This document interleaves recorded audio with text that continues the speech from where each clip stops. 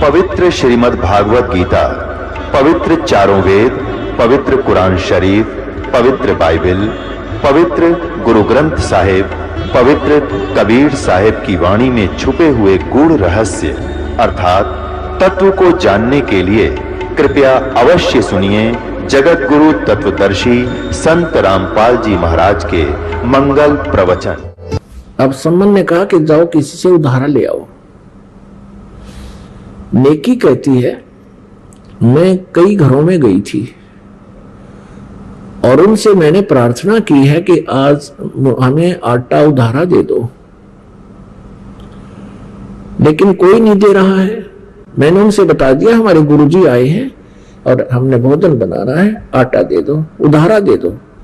अब सभी क्या कह रहे हैं, व्यंग कर रहे हैं, उनके साथ मजाक कर रहे हैं, ताने मारे हैं कि तुम्हारे तो भगवान है ना, तुम्हारे गुरुजी, उन्होंने तो सिकंदर लोधी का रोग ठीक कर दिया, उन्होंने तो कमाल को जीवित कर दिया, कमाली को जीवित कर दिया है और रामानंद जी को जीवित कर दिया।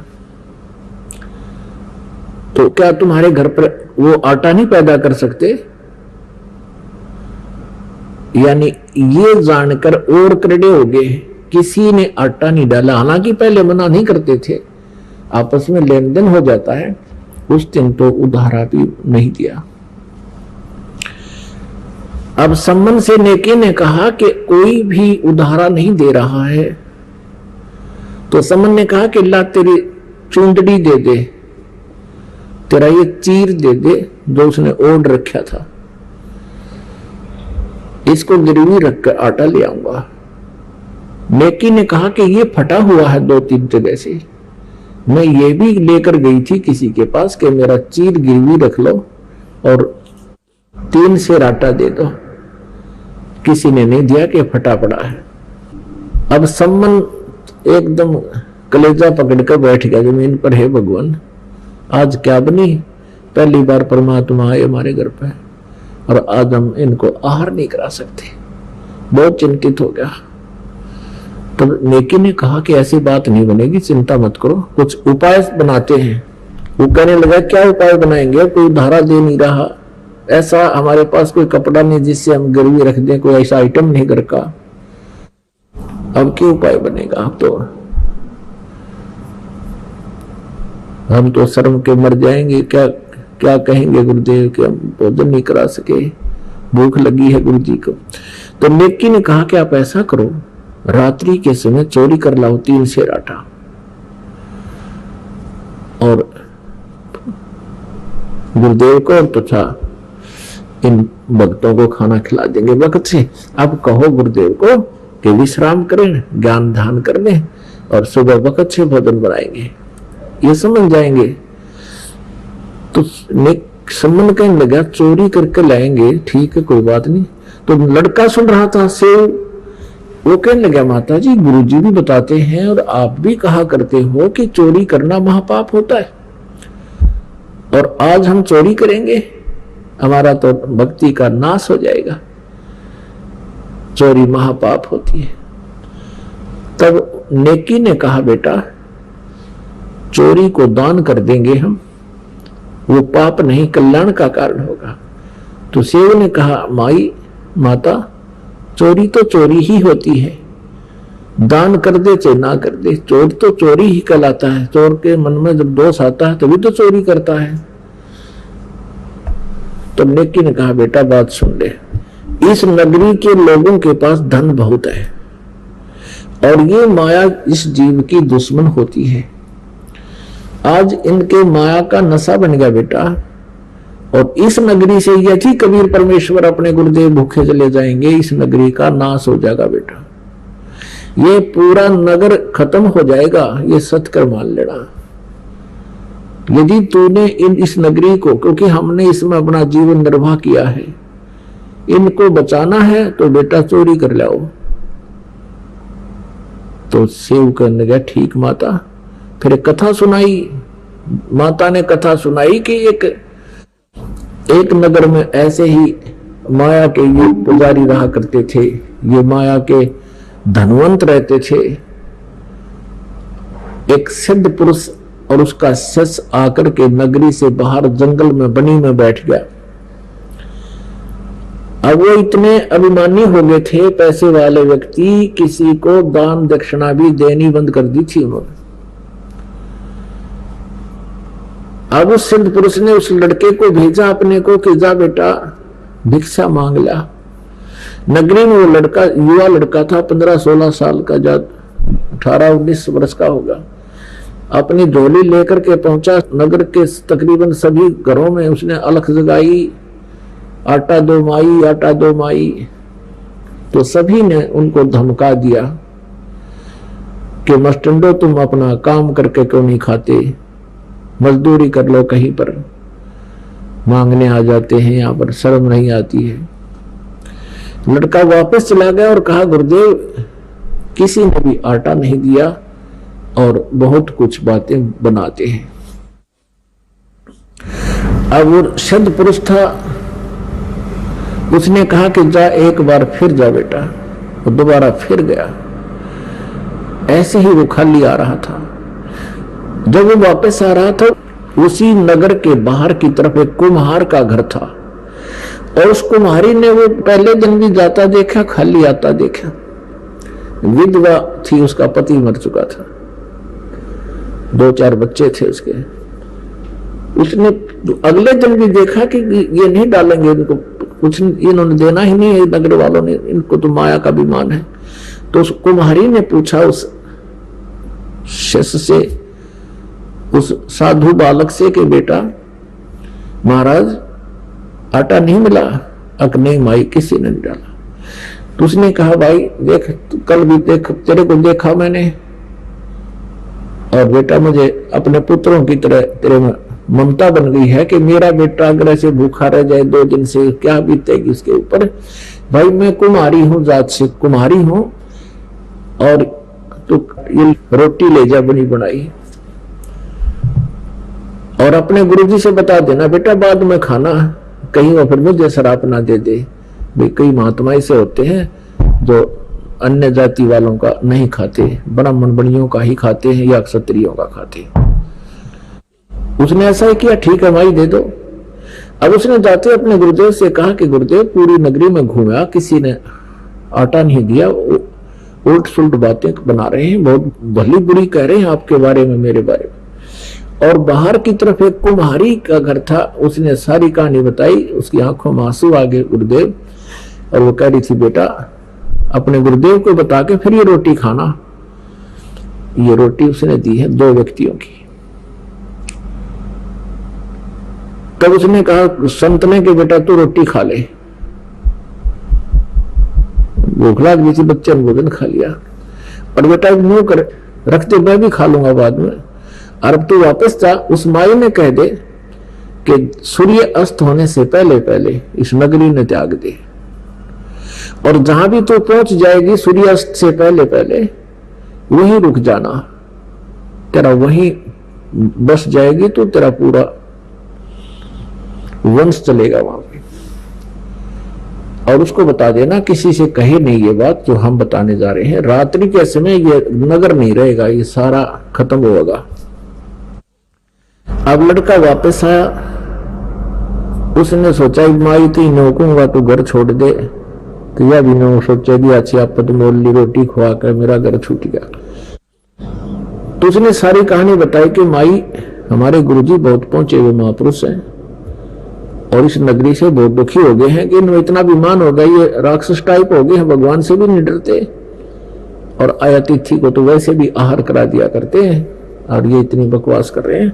आज ये नगर माई रात ने खत्म हो जाएगा, और अब दिन के 12 बजे हैं, तू निकल जा फटाफट, अपने सारे सामान को लेकर चली जा, जहां सूर्य अस्त हो जाए, दिन छिप जाए तो वहीं रुक जाइए, तू वहीं बस जाएगी। आशीर्वाद है गुरु जी का। अब उस समय उसको पता होता था कि सचमुच साधु ने जो वचन काट दिया वो टला नहीं का। उसने तो उसी समय अपने बच्चों के साथ अपने गद्या पर सामान लाद दिया और चल पड़ी। सूर्य जहां हुआ वहां रुकेगी।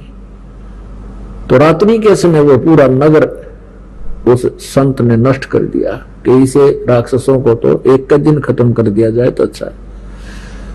तो पूरा नगर खत्म हो गया। कहते वहां से फिर वो माई दूर जाकर बस की, फिर वहां लोग इकट्ठे हो गए भी कैसे का, उन्हें सारी कहानी बता दी कैसे। तो वहां लोगों ने इकट्ठा होकर उसको जमीन भी दे दी, उसके निर्वाह के लिए पैसे भी दे दिए, उस माई के ठाठम ठाठ कर दिए और उनका नाश कर दिया। तो धर्म तो दसका नहीं, दसके तीनों लोग, खैर आए तुम्हें खैर है कीजिए आत्म भोग। अब यह कथा सुनाई उस नेकी ने अपने पुत्र से उतर कि बेटा इस नगरी का न्यू नाश हो जाएगा, इसको बचाना है और परमात्मा को इन्हीं का अन्न खवाना पड़ेगा, नहीं तो बात बिगड़ गई कति। ये तो अभिमानी हो रहे हैं, आसमान में चढ़ रहे हैं आजकल, सातवें आसमान पर घूम रहे हैं इनके दिमाग, और माया जीव का नाश होती है बेटा। तो सेव ने कहा माता फिर हम चोरी करेंगे। रात में पिता पुत्र दोनों चोरी करने चल पड़े। एक सेठ की दुकान में, घर में सुराख बना लिया और सम्मन ने कहा बेटा तू बाहर रहना सेव से, और मैं अंदर से कुछ आटा चुरा के लाऊंगा, केवल 3 सेर, ज्यादा नहीं चुराएंगे, कुछ भी नहीं लेंगे। और अब सेव ने कहा पिताजी आप इस लाला जी की पहुंच यहाँ के राजा तक है, और आप पकड़े गए तो पिताजी आपको सूली तोड़ देंगे ये लोग, और मैं बालक हूं, मैं पकड़ा भी गया तो मुझे बख्श देंगे। तब उस सम्मन ने कहा नहीं बेटा, अगर तेरे को फांसी दे दिया तो हम किस कारण जिएंगे।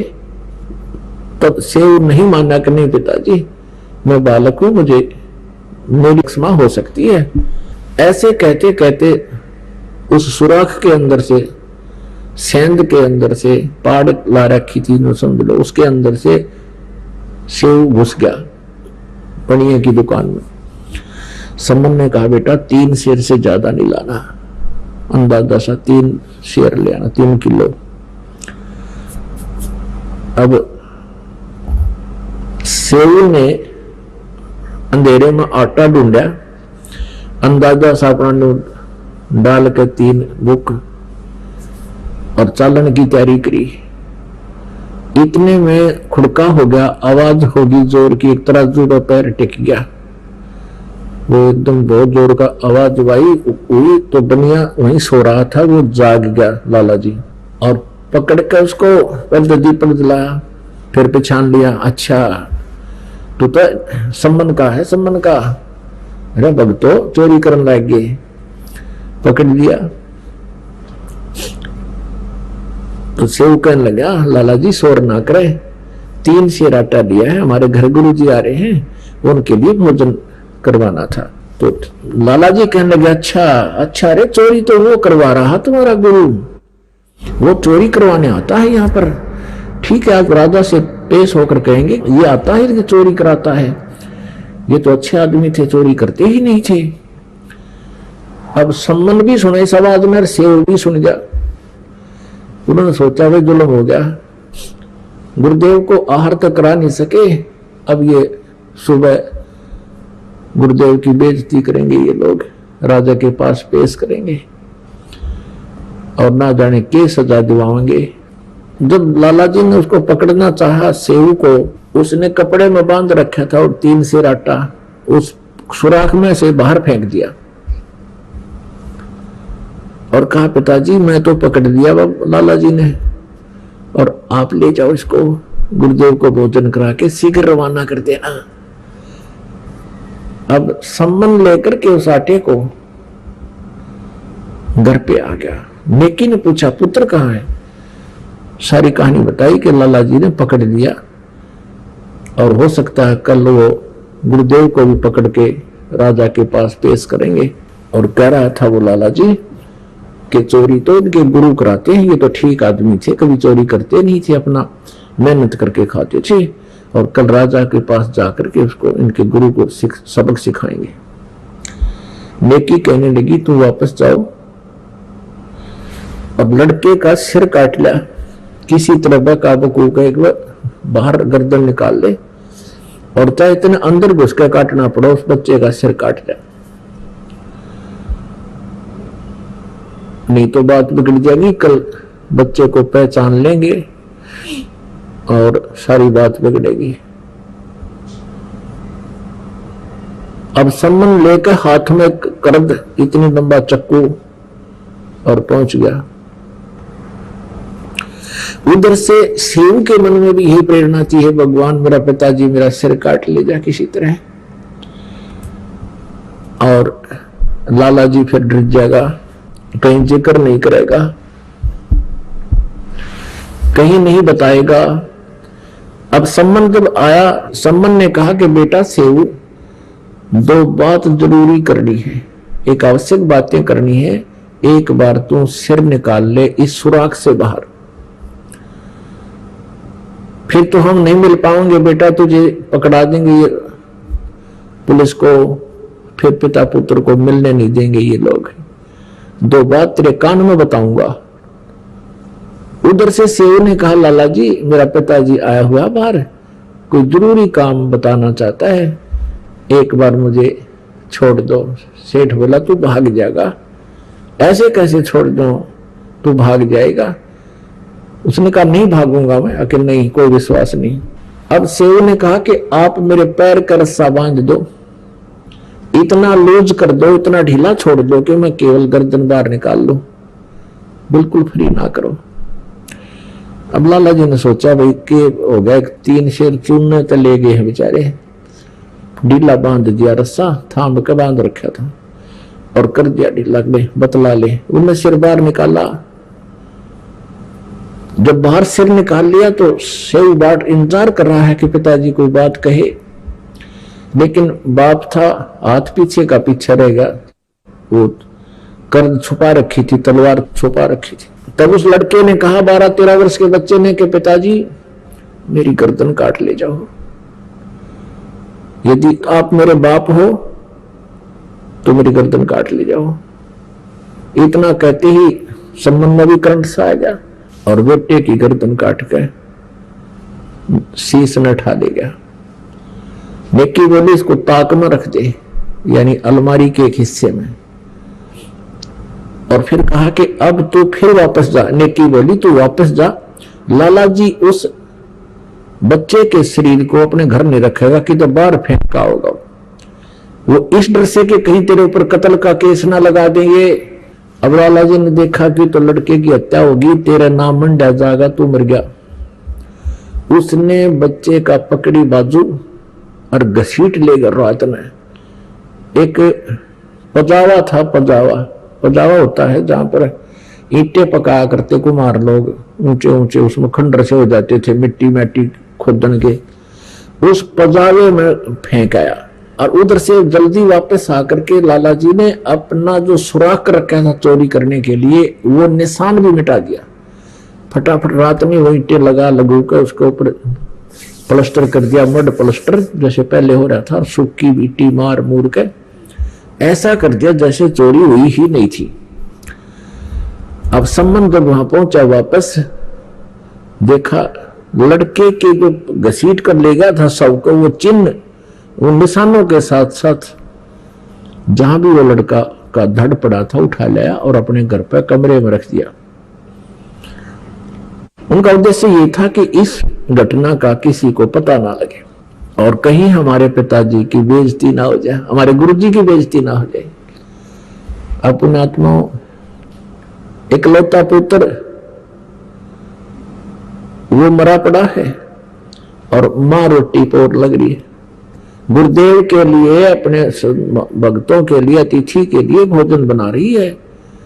और सम्मन ने कहा था रोइए मत ना, रोगे तो गुरु जी को पता लग जाएगा, फिर वो भोजन नहीं खाएंगे, भूखे हैं कल के। तो नेकी भी कहने लगी मैं बिल्कुल नहीं रोऊंगी, गुरु जी फिर भोजन नहीं करेंगे, मुझे भी पता है। रोटी बना दी, यानी भोजन तैयार कर दिया और 3 पात्रों में डाल दिया और कहा महाराज जी भोजन पालो, यानी बखत से उठा दिए और खा पी कर चले जाएंगे, बाद में कहीं इनको पता लग जाए। वक्त से भोजन बना दिया। परमात्मा कबीर देव जी साथ में वो दोनों भक्त आकर बैठ गए लाइन में, पंक्ति में।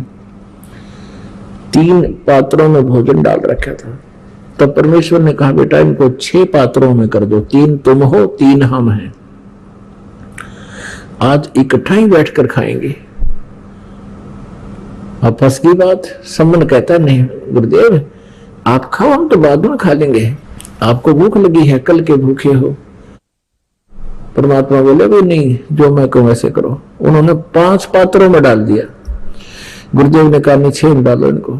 वो सारा भोजन को डिवाइड कर लिया, वो तो इतना ही था, सारा बना बनाया 6 पात्रों में डाल दिया। और उन्होंने सोची ई पूछेंगे सेव कहाँ है, और झूठ बोलेंगे तो मर गए, सच्ची बोलेंगे तो रोटी खानी।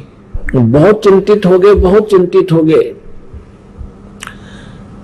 और ये तो टेंशन फ्री परमात्मा है, टेंशन फ्री करने वाले।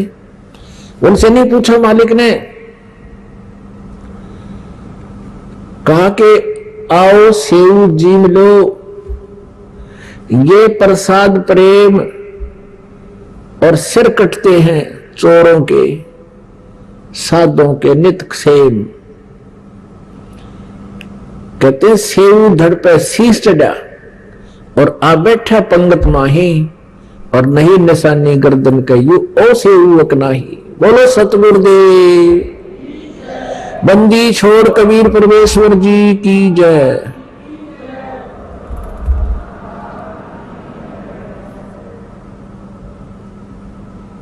और माता पिता ऐसे देख रहे हैं, निशान ढूंढ रहे हैं बच्चे गए, उठ कर गए, जाकर देख का है धड़ कहीं वहां तो नहीं है, ना धड़ देखा नहीं है, ताक में शीश देखा अलमारी में नहीं है, वहां रक्त के छींटे लगे पड़े हैं। तो पुण्यात्माओं केवल एक लक्षण से, केवल एक लक्षण से भगवान की पहचान नहीं होती। अब हमने सिर्फ श्री कृष्ण जी को एक चमत्कार से के मोरध्वज राजा के पुत्र ताम्रध्वज को आरे से 2 फाड़ खवा के मृत हो गया था, उसको जीवित कर दिया। हमने उसको परमात्मा की संज्ञा में ले लिया और आज तक गुणगान किए जा रहे। और ये परमात्मा का इतिहास, उनकी जीवन लीलाएं में भरी पड़ी है, इनको क्यों नहीं हमने स्वीकारा? क्योंकि परमात्मा से परिचित नहीं था कोई। जो महापुरुष परमात्मा से परिचित हुए उनकी भी किसी ने नहीं मानी, जिस कारण से अभी तक ये परमात्मा हम तक परिचित नहीं हुआ और हम इनको पहचान नहीं सके, जिस कारण से हम भटक रहे हैं। अपनात्मा दूसरा लक्षण भगवान का क्या बताया है कि जैसे भगवान निर्धन को धनवान बना दे, रंक को राजा बना दे, इसके लिए श्री कृष्ण जी को किस लिए हमने भगवान माना था कि विपर सुदामा का एक मकान बना दिया था। अपनात्मा ब्राह्मण हो तो सुदामा जैसा हो। सुदामा जी और श्री कृष्ण जी ये क्लास फेलो थे, सहपाठी थे। कर्मानुसार श्री कृष्ण जी द्वारका के राजा बन गए और विपर गरीब था, इतना गरीब था कि उसको कभी कभी तो बच्चे भूखे सो जाते थे। और वो अपनी पत्नी को बताया करते थे सुदामा जी कि मेरे जो द्वारका के जो राजा हैं श्री कृष्ण, वो मेरे सहपाठी थे, क्लास फेलो थे, बहुत ही अच्छे हैं, बहुत ही अच्छे हैं, मेरी बहुत श्रद्धा करते थे, ब्राह्मण होने के नाते मुझे पूज्य समझते थे, हम सहपाठी होते हुए, हम उम्र होते हुए मेरा इतना आदर करते थे। अब सुदामा की पत्नी ने कहा कि फिर आप जाओ राजा से कुछ मांग लाओ, हम बहुत दुखी हो गए हैं टोटे में। अब सुदामा जी कहा करते थे ब्राह्मण का काम मांगने का नहीं होता है, जो मांगे सो बढ़वा कहिए दर दर फिरे अज्ञानी, और जोगी जोग संपूर्ण जिसका मांगना पीवा पानी। ब्राह्मण का काम मांगने का नहीं होता। हम अपनी कथा कहानी कह करके बेशक थोड़ी बहुत दक्षिणा ले सकते हैं, मांगेंगे नहीं, कोई अपनी स्वेच्छा से दे तो। तो सुदामा जी भ्रमित नहीं किया करते थे जनता को, सत्य कथा जितना उनको ज्ञान था उतना ही बताते थे। तो जनता का एक स्वभाव है कि जब तक उनको कोई पाखंड ज्यादा ना दिखावे उसके साथ नहीं लगते। तो सुदामा जी की स्थिति घनी गिर गई, बिल्कुल बहुत बुरा हाल हो गया। पत्नी के बहुत बार कहने के उपरांत सुदामा जी ने सोचा या रोज लड़े हैं, चल आज एक चक्कर लगा आता हूं। उधर से पहले जैसे अपन जाते हैं, कोई तो फल ले जाता है, कोई मिठाई ले जाता है, ये पहले से ऐसी थी कुछ रास्ते में, और कुछ वहां आदर सत्कार के लिए जिस मेहमान के जिसके भी जाते थे रिश्तेदार के, लेके जाया करते कुछ खाद्य पदार्थ। अब गरीब ब्राह्मण के घर पर कुछ नहीं था, उसकी पत्नी ने थोड़े से चावल भून के बांध दिए, अगले ये सत्कार के लिए ले जाओ राजा के घर, श्री कृष्ण के घर। अब आप जी ने सुदामा जी की कथा तो बहुत बार सुनी है। अब देखो श्री कृष्ण जी सतोगुण प्रभु हैं, विष्णु जी अवतार हैं, और श्री विष्णु जी के छाती में लात मार दी थी एक भृगु नाम के ऋषि ने, तो भी उन पर क्रोध नहीं किया था, इतने नेक आत्मा के हैं। अब सुदामा जी के फटे पुराने कपड़े द्वार पे जाके खड़ा हो गया, महल के राज दरबार के द्वार पे। उनको कहा कि जाओ भाई कहो श्री कृष्ण जी के आपका मित्र सुदामा आया है। श्री कृष्ण जी को पता चला तभी नंगे पैरों भागा आया, अपने सहपाठी को लेकर साथ गया अंदर महल में। अपने आत्माओं श्री कृष्ण जी ने पूछा कि और मित्र सुना, बच्चे परिवार कैसा है? तो सुदामा जी ने कहा भगवान आपकी रजा से सकुशल है, किसी चीज का कोई अभाव नहीं है, आपका पंजा तो हमारे सिर पर है। अपने आत्मा ये भी ब्राह्मण है, श्री सुदामा जी ब्राह्मण है, उनका मुंह नहीं फटा कि तू कुछ पैसे दे दे, कुछ धन दे दे मेरे को। कहा कि आपकी दया से ठीक है, सब मौज हो रही है, कोई अभाव नहीं किसी वस्तु का। अब श्री कृष्ण जी को पता लग गया उसकी सतीथि को देखकर, फटे पुराने कपड़े, रातों रात वहां पर बेच दिया विश्वकर्मा को कारीगर सारे। सुदामा जी का एक सुंदर मकान महल बना दिया द्राविड़ देश में,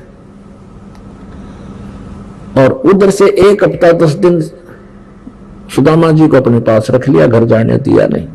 अब हफ्ते 10 दिन के बाद या जो भी समय था उसके बाद सुदामा जी चलने लगे कि मुझे अब आज्ञा दो, बच्चों को संभालू जाके। श्री कृष्ण जी ने उनको एक सुंदर कपड़े पहना दिए, बहुत बढ़िया मलमल के, और वो पहनकर चल पड़े। अब देखो वो क्या सोच रहे हैं सुदामा जी रास्ते में कि वो देखे मित्र मेरे से न्यों पूछा है, मेरे से न्यों पूछा है, और तो कुशल है, क्या उसकी आंख फूट गई थी मेरी की सतीथी थी? क्या श्री कृष्ण को पता नहीं चला कि मैं कितना कंगाल हूं? और मेरे से पूछा है, मेरे से कवाना चाहो है। देख लिए मित्र भी, इतने मन में दोष आ गया उनके, उस दोष का भी उनको फल भोगना पड़ा। बिल्लों ने सोचा, जंगली लोगों ने सोचा कि कोई सेठ आ रहा है, इतने गजब के कीमती कपड़े पहन रहा और अवश्य पैसे पाओगे। उन्होंने देखे उसकी जेब टटोड़ी, कुछ भी को रहा, वो कपड़े काट दिए सारे, वो धोती भी खोल ली, वो कपड़ा उतार दिया, वो नकी मतलब था नंगा हो गया कति। अब उसको इतना ताभास होगा कि भगवान के बारे में मैंने गलत बोल दिया, सजा मुझे इसलिए मिली है। अब घर जाकर देखा उसका तो सारा कुछ माहौल बदल रहा था। इस कारण से श्री कृष्ण जी को भगवान मान लिया कि उसने, भगवान श्री कृष्ण जी ने सुदामा का महल बना दिया। अरे ये तो एक कोई मुख्यमंत्री या मंत्री मित्र हो जाए, इतना सारा तो दे दिया आज। और ना कल्याण श्री कृष्ण जी का ना सुदामा जी का, जो असली उद्देश्य है मनुष्य जीवन का, वो तो न्यू का न्यू रहेगा दोनों का। अब सुनाते हैं आपको उस परम पिता परमात्मा की समर्थता, कबीर भगवान की। एक तैमूरलंग नाम का लोहार था, मुसलमान लोहार था, तैमूरलंग नाम का। इतना गरीब था वो, अन्य साहूकार सेठ पैसे वाले व्यक्तियों की भेड़ बकरियां चराया करता था। और वो उनको वर्ष में 6 महीने में कुछ कणक दे देते थे। पहले ऐसा ही होता था, कपड़े दे देते, कुछ या गेहूं आटा बाजरा जो भी वो दे देते थे। और केवल वो 2 माँ बेटा थे, पिता की मृत्यु हो चुकी थी। उधर से वो उससे भी गुजारा नहीं होता था उनका, तो एक लोहार के अहरण पे वो ओवर टाइम करा करता, सामने आकर उसका चोट मारा करता, जैसे कोई चमटे पलटे बनाया करते या फाली फूली ठीक बनाया करते थे। ऐसे गुजारा हो रहा था। अब तैमूरलंग की माता बड़ी धार्मिक प्रवृत्ति की औरत थी। कोई भी साधु संत या अतिथि आ जाता था उनके द्वार पे, आप भूखे सो जाते थे लेकिन अतिथि को आहार कराते थे। कई बार तो ऐसी स्थिति आई है कि अपना आहार अतिथि को खिलाकर वो माँ बेटा भूखे सो जाते थे। अब परमात्मा कबीर परमेश्वर जी एक जिंदा महात्मा के रूप में आए और तैमूरलंग बकरियां चरा रहा था, भेड़ बकरियां चरा रहा था साहूकारों की, और वो बकरियां आसपास चल रही थी। वो बैठा था वृक्ष के नीचे, भोजन खा लिया था उसने। तब परमेश्वर आए, सलाम वालेकुम कहा। अब तैमूरलंग ने उसका प्रत्युत्तर दिया और कहा, भगवान अतिथि को, क्योंकि स्वभाव था उनका माँ बेटा का, अतिथि को भोजन की अवश्य पूछते थे राह चलते को। तो परमेश्वर से कहा उसने, तैमूरलंग ने, कि बाबा भोजन पाओगे? परमेश्वर ने कहा, बेटा भूख लगी है। तैमूरलंग ने कहा, भगवान हम बहुत गरीब हैं, आपको आहार अवश्य कराएंगे हम, और आप यहां मेरी भेड़ बकरियों को देखना, मैं भोजन कर चुका हूं, पहले आ जाते तो भगवान मैं अपने आहार से आपको आहार देता, लेकिन आपको आहार अवश्य कराएंगे। ये हमारी माता का हमें जो है एक संस्कार डाल रखा है, आपको भोजन बिना जाने नहीं दूंगा मैं भगवान। और आप एक ध्यान रखना, कोई भेड़ बकरी गुम ना हो जाए, हम बहुत गरीब हैं, एक भी बकरी अगर गुम होगी तो हमसे उसके पैसा नहीं दिया जाएगा, आप ध्यान रखना। परमात्मा बोले, जाओ बेटा मैं खूब संभाल के रखूंगा। नगरी से बाहर खेतों में बकरियां जंगल में बैठी थी, चल रही थी। भगवान वहां रखवाले हो गए, पाली खड़े हो गए। तैमूरलंग घर पे आया और कहा, माता एक साधु भूखा है, भोजन बनाओ। माँ ने उसी समय जितना भी घर पे आटा था सारे का भोजन बनाया। एक रोटी का ही आटा था, वही लेकर चल पड़े। शाम को भी नहीं था उनके पास। और माँ ने कहा, बेटा मैं दर्शन भी कराऊंगी और साथ चलूंगी। लोटा पानी का ले लिया जल का और रोटी लेकर चल पड़े। अब वो आई, आके कहा, महाराज भोजन खा लो। रोटी रख दी। अब परमात्मा खाना खाने लगे। माई ने कम से कम 4-5 बार प्रार्थना करी, भगवान हम गरीब बहुत हैं। उनको पता होता था कि साधु संत फकीर होते हैं, आशीर्वाद दे दें तो मालो माल हो जाया करते हैं, और ये भी मानते हैं कि ना जाने परमात्मा किस वेश में आ जावे, ये आम कहावत थी। तो माई ने बार बार कहा, परमात्मा ने एक रोटी खा ली,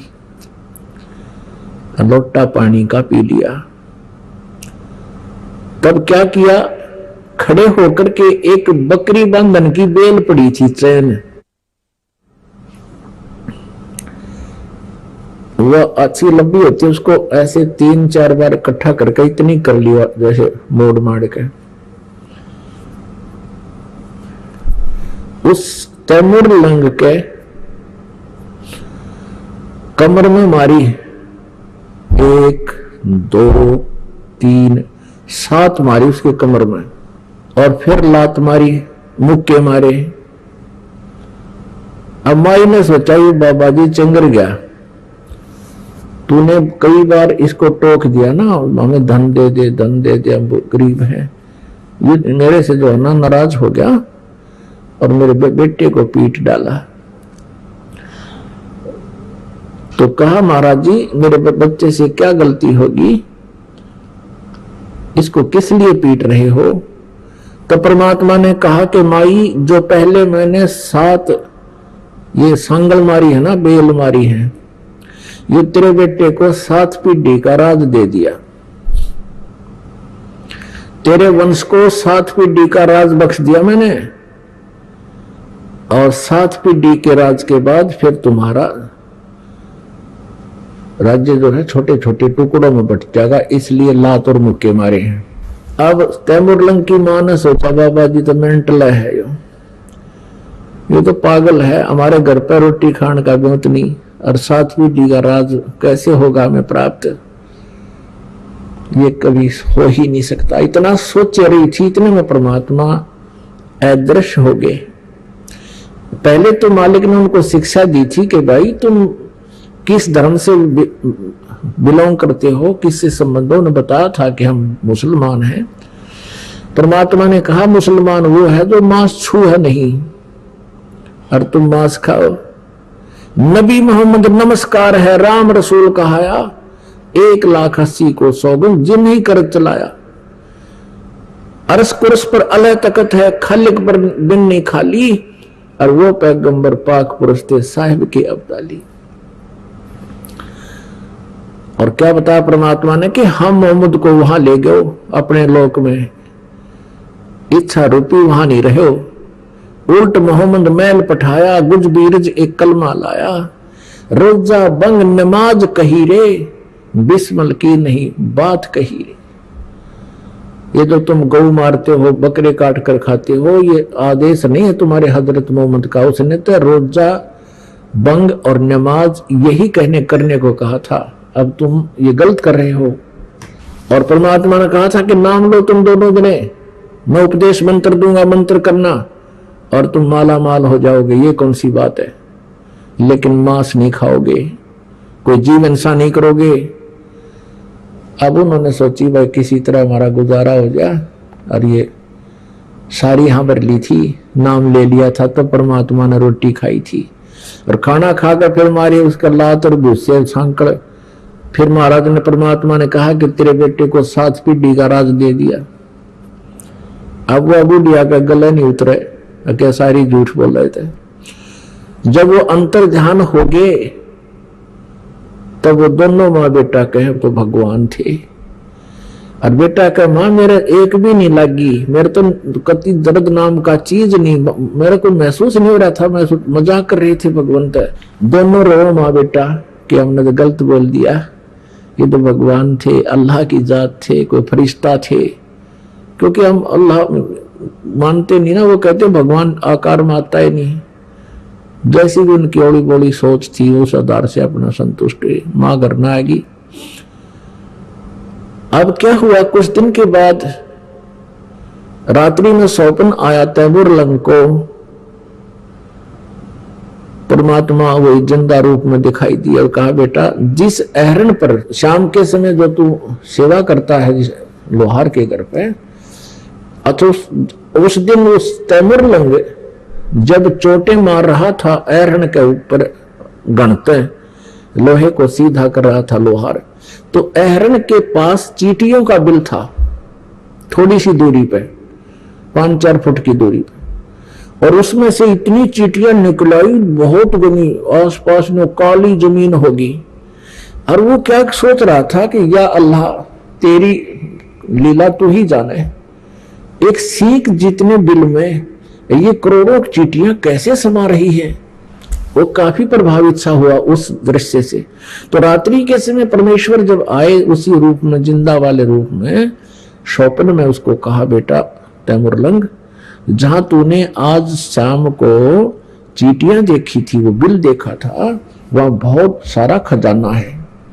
उस अहरण को तू मोल ले ले, अहरण के स्थान को। वो ऐसा 20-30-50 फुट की जगह थी और 50 गज जगह होगी। कहने के तू उसको मोल ले ले और उसके नीचे खजाना है, एकदम प्रकट ना करना, पहले कुछ बकरियां ले आना, फिर बेच देना, फिर घोड़े ले आना, बेच देना। ऐसे लोग समझेंगे कि इसमें व्यवसाय में जो है ना वृद्धि होगी, ऐसे करना। सपने में बतला रहे हैं परमात्मा से कि भगवान हमारे पास तो पैसा ही नहीं है, वो अहरण वाला हमें देगा ही नहीं। तब परमेश्वर ने कहा कि ये मेरा काम है, तू प्रार्थना करना। अब कहते करे करावे साइया मन में लहर उठा, दादू से दर्जीव के आप बगल हो जा। जब परमात्मा ने कुछ करना होता दोनों तरफ पहुंच जाते हैं। उधर से उस अहरण वाले के मन में कई दिन से ये आ रही थी कि ये स्थान थोड़ा है, बाहर मेरा प्लाट पड़ा है थोड़ी सी दूरी पर गांव से दूसरी साइड में, और यदि कोई इसको मोल ले ले तो मैं वहां अपना अहरण डाल लूं। प्रबल इच्छा हो रही इसके। तैमूर लंग ने प्रार्थना कर, सुबह उठ कर उसने अपनी माँ से कहा कि माँ आज महात्मा जी दिखाई दिए थे, वो फक्कर फकीर दिखाई दिए थे स्वप्न में। उसकी माँ ने कहा बेटा स्वप्न में मुझे भी दिखाई दिए थे, पर उन्होंने क्या कहा ये मुझे स्पष्ट याद नहीं रहा। वो कुछ बोल रहे थे पर मैं भूल गई सब। तैमूर लंग ने कहा माँ मेरे सब याद है, ऐसे ऐसे कहा था। अब माता जी ने कहा ठीक से बेटा देख ले कोशिश करके। अब जो ही शाम के समय उसने जा करके अहरण के मालिक से कहा कि भाई मैं भी गरीब आदमी हूं, आप मुझे ये अहरण दे दो, कुछ 1 वर्ष के लिए उधार दे दो, मैं फिर पैसे दे दूंगा आपके, मुझे ये मैं भी अपना कोई गुजारा कर दूं छोटा मोटा काम करके। तो कहने लगा भाई मेरा फिर तुम कब पैसे दोगे, कब दोगे इसका? कहने 1 वर्ष में दे दूंगा मैं। तो उसने कहा 1 वर्ष तक, जैसा भी समय रखा 6 महीने 1 वर्ष का, कि नहीं दिया तो फिर देख ले मैं वापस ले लूंगा, अखावे से वापस ले लेना। 2-4 दिन के अंदर उसने अपना वहां से सारा ले गया, अहरण भी छोड़ दिया वहीं पर। वो पुराना सा हो रहा था वो, और उसने अपना नया साजबाज जोड़ लिया दूसरे प्लाट में। माँ बेटा ने दोनों ने उसके चारों तरफ एक कच्ची दीवार बना ली, 3-3, 4-4 फुट की, 5-5, 6-6 फुट की, और देखा खोद गए उसमें सचमुच खजाना, हीरे पन्ने जवाहरात सोने की मोहरें मिली। अब उसने उसी तरह शुरू कर दिया। पहले घोड़े भेड़ बकरी लाया, वो बेच दी महंगी सस्ती जैसी, फिर घोड़े खरीद कर लाया, वो बेच दिए, महंगे बिके थे सस्ते। तो आम जनता को तो न्यू होगी भाई तैमूर लंग का हाथ पकड़ दिया भगवान ने, इसको व्यापार में व्यवसाय में बहुत बेनिफिट होने लग गया। अच्छा बढ़िया अपना मकान बना लिया, अहरण को भी पक्का सा कर लिया। अब पहले वो जब पाली जाता था, बकरियों का पाली गया हुआ था बाहर, उसने क्या देखा कि उस नगरी के राजा के नौकर खेतों से चारा लेकर आ रही थी एक लड़की, युवा लड़की नगर की, उसको जबरदस्ती उठाने की चेष्टा कर रहे थे।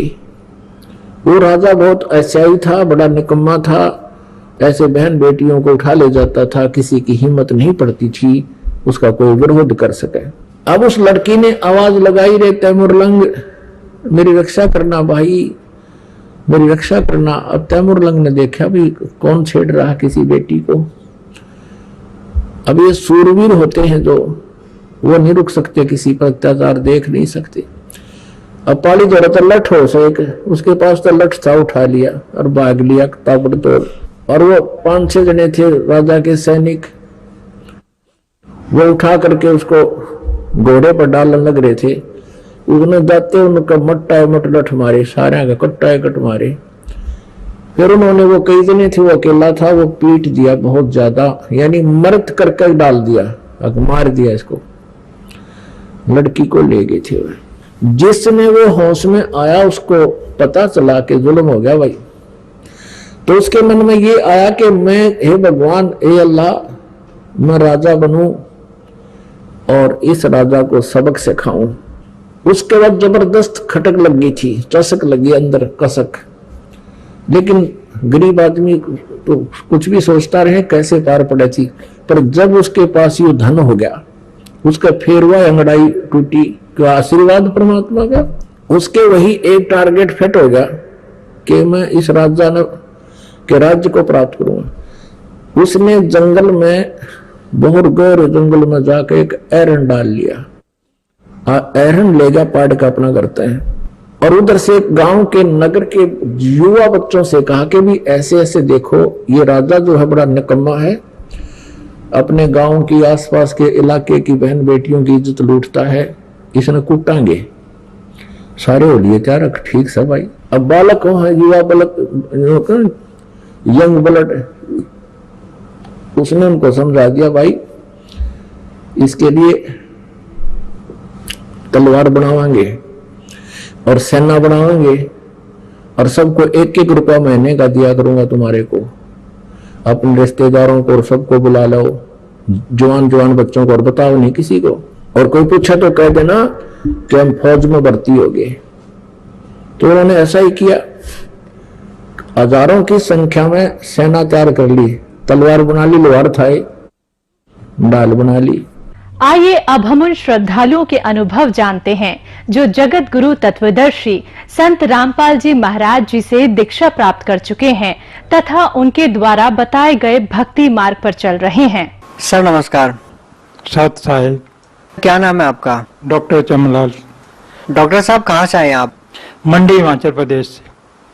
सर संत रामपाल जी महाराज से कब जुड़े आप? पूर्ण पिता परमात्मा संत रामपाल जी महाराज से मैं 2012 में जुड़ा। क्या करते हैं आप? मैं कॉलेज में सर्विस करता था।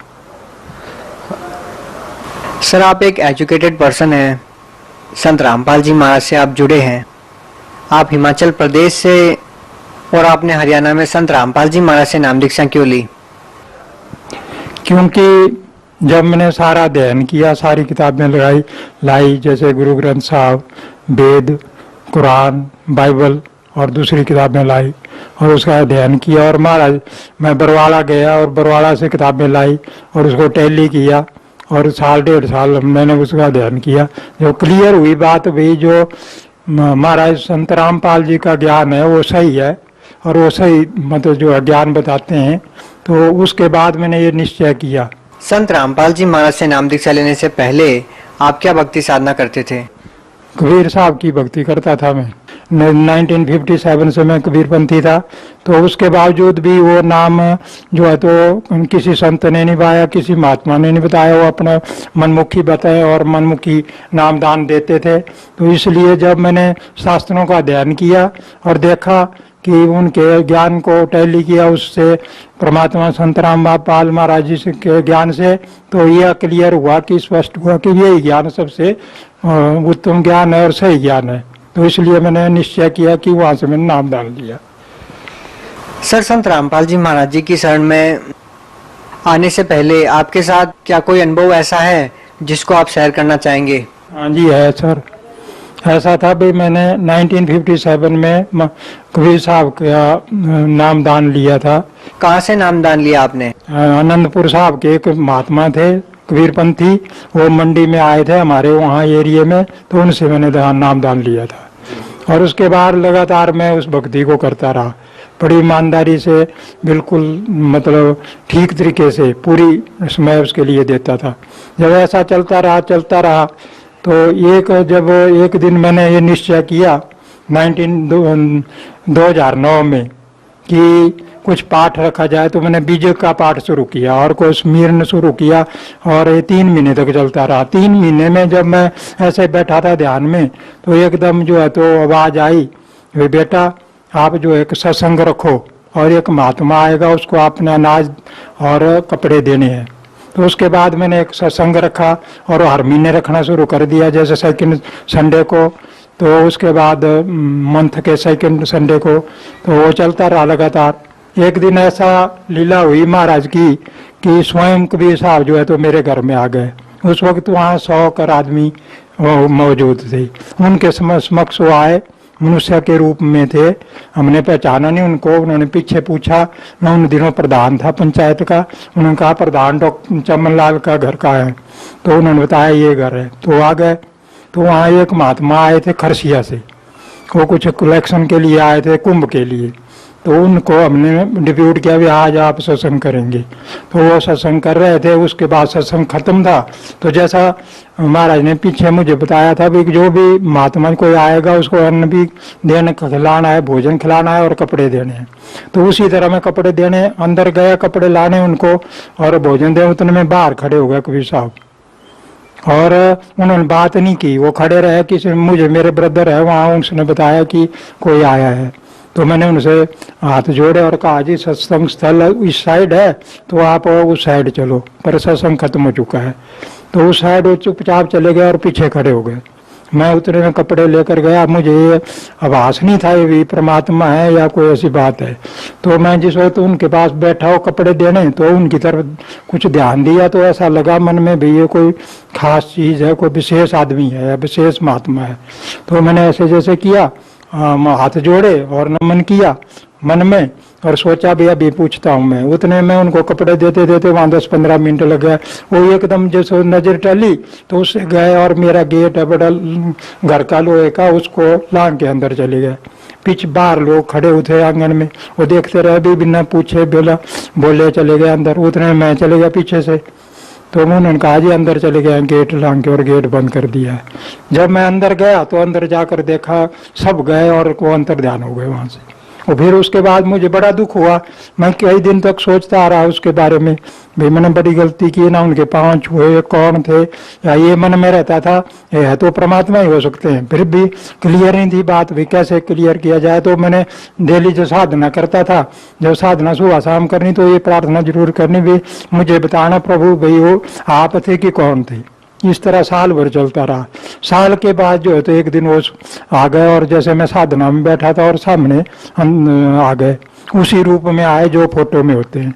तो उन्होंने बोला बेटा मैं आया था आपके ने पहचाना नहीं, तो इसलिए जो है आपको संत रामपाल महाराज हैं वहाँ आप जाओ और वहाँ उनसे नामदान लो।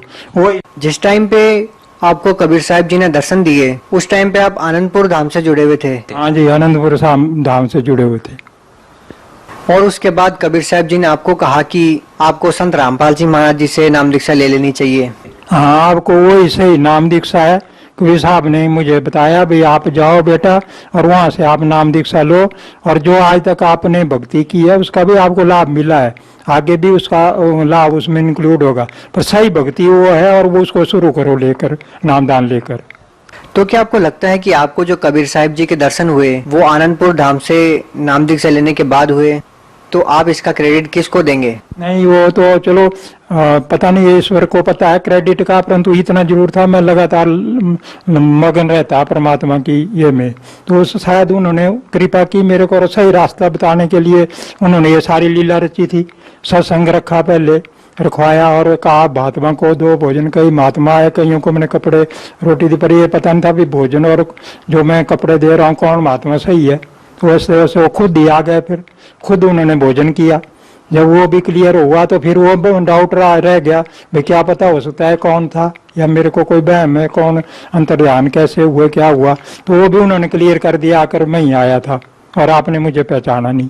और उन्होंने क्लियर, फिर वो भी उसके बाद भी मैं कुछ दिनों तक अध्ययन कर रहा था। कापियां किताबें मैंने 25,000 रुपए की खरीद ली थी पहले, वेद दो बार मंगवाए मैंने और उनका अध्ययन किया और उससे टैली किया। महाराज जो परमात्मा संत रामपाल जी से उनके सारे किताबें मैंने लाई थी, उनको टैली किया उससे। तो उसके बाद भी मैं ये सोचता रहा भी जब कोई साहब मेरे सामने घर में आए तो मेरी भक्ति सही है। तो जिस वक्त उन्होंने फिर दोबारा मुझे दर्शन दिया और उन्होंने बताया बेटा वो आपको वहीं जाना पड़ेगा, वही शक्ति सही भक्ति है, तो आप बरवाड़ा जाओ और जो है तो परमात्मा संत रामपाल जी से ही जो सही आपको नाम दीक्षा देंगे उसको ग्रहण करो, उस पर चलो और आपकी जो पिछली भक्ति है उसमें इंक्लूड होगी। जो आपने कमाई की है वो भी आपकी उसमें इंक्लूड होगी, उसमें आपको कोई भी संशय करने की जरूरत नहीं है। सर, आपने संत रामपाल जी महाराज से नाम दीक्षा किस लिए ली थी? आपका मोटो क्या था? आर्थिक लाभ प्राप्त करना, मानसिक लाभ प्राप्त करना, या आप शारीरिक रूप से परेशान थे, या आप आध्यात्मिक लाभ पाना चाहते थे? आपने संत रामपाल जी महाराज जी को आखिर किस वजह से गुरु बनाया? खास वजह क्या थी? सर ऐसा है भाई, मुझे किसी धन की जरूरत नहीं थी, किसी लाभ की जरूरत नहीं थी। मैं सिर्फ भक्ति चाहता था, परमात्मा को पाना चाहता था। मेन उद्देश्य मेरा जीवन का शुरू से, जब से मैं नौकरी भी करता रहा उसमें भी यही रहा, और आज तक वही रिटायर हुए 25 साल हो गए लगभग, मुझे आज तक भी मेरा वही उद्देश्य रहा। परंतु ये है भी वो उद्देश्य वो तब तक जब तक मुझे सही भक्ति और सही स्मरण नहीं मिला था, सही नामदान नहीं मिला था, तब तक वो अधूरी थी। जब मैंने वहां से नामदान लिया, सही नामदान लिया, तो मेरा अपना आप ही बदल गया। बेशक ये था भी मेरे को किसी प्रकार की शारीरिक बीमारी नहीं थी, शारीरिक कोई दुख तकलीफ नहीं थी, ना ही मानसिक ना ही आर्थिक। मैं खुश था और खुशहाल था। परंतु उसके बावजूद भी कई ऐसे बदलाव आ गए जीवन में जिस जो कि मतलब बड़े सराहनीय है। जैसे मैंने कई बार इनकी लीला देखता था, ऐसे ही सोचता था। एक दिन मैं नवोदय जा रहा था, को 2 महीने पहले की बात है। ऐसे तो कई बार कई बातें हुई, वो बहुत लंबी बात है, पर मैं एक छोटी जैसी बात, वहां से मैं जा रहा था, देखा मैंने अपनी गाड़ी का पेट्रोल बिल्कुल खत्म था, और मैंने कहा चलो आगे पेट्रोल पंप आएगा। मैं ध्यान में चल नाम जपता जपता निकल गया वहां से, वो याद नहीं रही। आगे मंडी पहुंच गया, मंडी से भी जो है तो क्या ना ध्यान में ही नाम जपते जपते आगे निकल गया और पहुंच गया नवोदय। पेट्रोल था नहीं, गाड़ी चल रही है। जब वहां पहुंच गए तो वहां से मैं जब वापस आया तो वापस में भी उतना ही पेट्रोल, जब मंडी पहुंचा तो उतना ही पेट्रोल था। मैंने देखा भी डालना पेट्रोल, फिर मैंने तो वहां नहीं डाला, देख लिया मैंने मंडी, भाई पेट्रोल है नहीं। फिर उनको अपने घर के पास पहुंचा तो वो तब भी पेट्रोल वही था। 4 दिन में उस गाड़ी को चलाता रहा, पेट्रोल उतना ही रहा। उसके बाद वो पेट्रोल डाला मैंने। तो ये एक ऐसी ऐसी कई लीलाएं होती थी। महाराज की बड़ी कृपा रही हमारे पर, और आज तक जो है तो अभी तो मैंने सतनाम ही लिया है, तो उसके बावजूद भी बहुत खुश हूँ मैं उनकी कृपा से। और हर तरह से वो हमारी रक्षा करते हैं, मतलब हमें पूरी संतुष्टि है उस नामदान से, और भक्ति में भी तरक्की हो रही है। सर, आपके बच्चे ने आपसे पहले नाम लिया और आपकी जो पुत्र वधू है वो आपके बेटे के साथ नाम दीक्षा लेने के लिए गई। आपके कहने पे आपने सभी शास्त्रों को जांच परख लिया था, सभी वेदों को देख लिया था कि संत रामपाल जी महाराज जो बता रहे हैं वो सही है। इसके बावजूद भी आपने संत रामपाल जी महाराज जी को गुरु नहीं बनाया, ये सोच करके कि आपको जो कबीर साहब जी दर्शन दे चुके हैं तो आपकी भक्ति सही है। लेकिन आपने संत रामपाल जी महाराज से नाम तब लिया जब स्वयं कबीर साहब जी ने प्रकट होकर के आपको दर्शन दिए और आपको कहा कि संत रामपाल जी महाराज जी पूर्ण संत है। तो सर, क्या ऐसा पॉसिबल है कि कबीर साहब जी सबको प्रकट होकर दर्शन दें और कहें कि आपको संत रामपाल जी महाराज जी से नाम दीक्षा लेनी चाहिए? एक आम जन मानस संत रामपाल जी महाराज जी तक कैसे पहुंचेगा? वो तो ऐसा है जी भाई, मैंने जो परमात्मा ने दर्शन दिए होंगे ये तो पता नहीं, उनके बड़े उपकार है मेरे पर। और काफी लंबे समय से 1957 से मैं 2012 तक जो है तो वहाँ भक्ति करता रहा, और दोनों टाइम बड़े मतलब सभी प्रकार के नियम थे मेरे। कहीं किसी घर में खाना नहीं खाता था, पानी तक नहीं पीता, अपना पानी भी ले जाता था मैं साथ, जहाँ बाहर भी जाना है और पानी बच जाए तो पानी नहीं पीना। 2-2 दिन ऐसे भी निकले हैं। तो परंतु उसके बावजूद भी तो उन्होंने वही कृपा मेरे पर की थी, या पिछला मेरे कोई संस्कार होने। तो जो इस पंथ में आ रहे हैं, सही भक्ति को जो हासिल कर रहे हैं, वो वही लोग हैं जो बहुत पुण्यकर्मी हैं। सर, भगत समाज को क्या संदेश देना चाहेंगे? मैं सर भाई भगत समाज को यही संदेश देना चाहूंगा भाई, अगर आपने सही मायने में परमात्मा को पाना है या सही मायने में भक्ति करनी है तो वो बरवाला ही हो सकती है। संत रामपाल महाराज जी जो है वो परमात्मा के अवतार हैं, वही जो आपको सही नामदान दे के आपको जो है सही भक्ति बताएंगे, उससे आपका कल्याण होगा। और हम सबको उसी वहां जाकर और उनके बताए हुए रास्ते पर भी तन मन धन से पूरी तरह मन अपने आप को न्यौछावर करके चलना चाहिए, तभी हमारा कल्याण हो सकता है। जी, बहुत बहुत धन्यवाद आपका। Thank you sir.